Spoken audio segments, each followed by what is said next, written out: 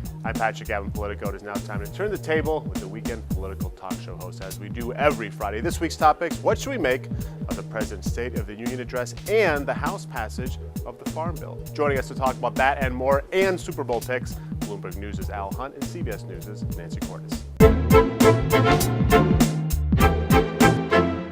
Al, we started the week off with the President's State of the Union address. We've heard a million opinions on it. What is yours in terms of the kind of tone he struck, not only with Congress, but also with the kind of agenda he plans to work on for this next year? I thought he struck a good tone for himself politically. I don't think it changed the dynamics, really. I think the reaction 24 hours ahead of time. And I think he had scaled back ambitions because he had to. Patrick didn't have any choice. I think he's going to do some of those executive actions. They really aren't going to create a lot of jobs or affect a lot of social change. Maybe a little more important in the environmental area.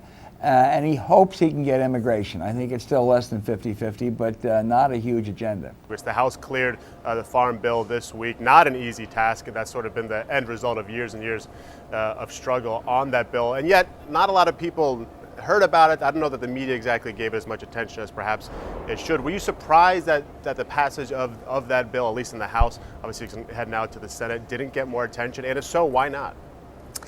You know, I think partly it's because the Farm Bill is pretty complicated, and it doesn't sort of lend itself as easily to a soundbite. It's not as sexy as, say, some of these other issues, but it's still very vitally important to a lot of people around this country, not just those who who have been waiting for about a year to see what farm policy was going to look like in this country, but also to a lot of people who were waiting to see what Congress was going to do about food stamps, which are tied into the Farm Bill. The Senate is going to take it up next week, so things are moving fairly quickly. And as of right now, we don't anticipate any major problems with this passing in the Senate just as easily as it did in the House. And then who are you rooting for this Sunday?